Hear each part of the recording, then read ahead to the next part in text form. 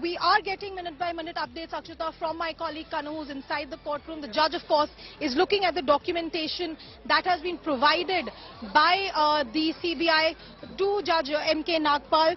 The further updates have come in now. Dayan Krishnan, who's a senior counsel, has pointed out that Manish Sisodia's residence had been raided several months ago, and he is questioning the CBI stand about documentation going missing. He's saying that my residence, and I'm reading out the update that Kanu Sharda has sent us, that my house was raided months back. How can documents be traced now? I have been out for such a long time after the raids. How can I be kept in police custody like this? There has to be compelling evidence in place to keep him in custody.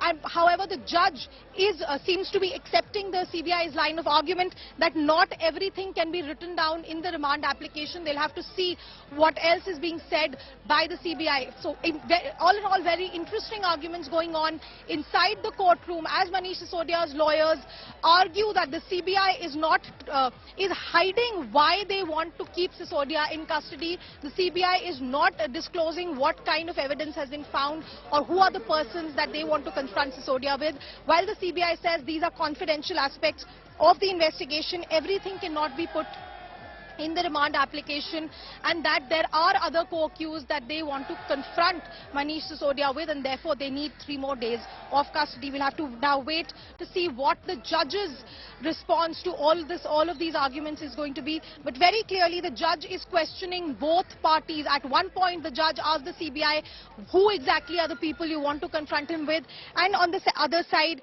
the judge is also pointing out to the lawyers for the accused, for Manish Sisodia, that not everything can be written down in black and white before the court. Some things need to be kept confidential. So the hearing, of course, Akshita, is going on. We are getting updates on a regular basis from my colleague Kanu Sharda, who's inside. But right now, the arguments are ongoing. Now, after Dayan Krishnan, senior advocate Mohit Mathur is also arguing on behalf of Manish Sisodia.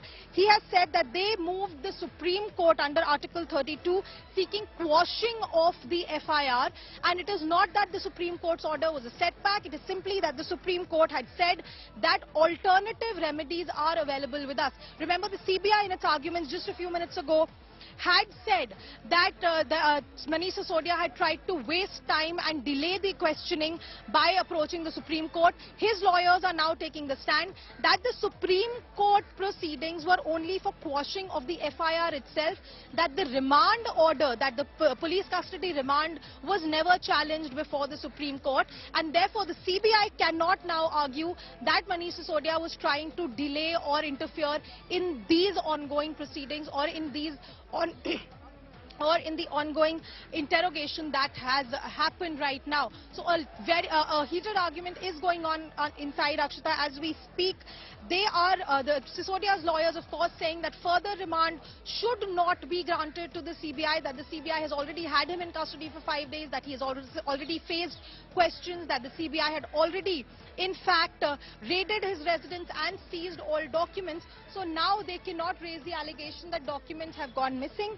They've also said that order of remand is an exception and not the rule, which basically is their line of argument that just because the CBI is asking for custody does not mean that the court is obliged to grant custody. The court needs to look at all aspects of the investigation. The court needs to look at what has been happening in the investigation so far.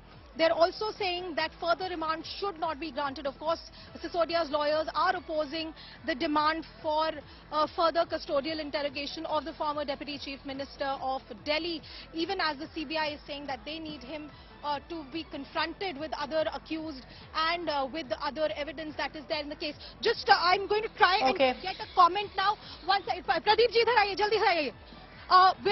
We're trying to get a comment now. Menaka Guruswamy, you were one of the other co-accused in the matter. I'm sorry. I have no comments. I'm so sorry. I'm so sorry. No comments at all.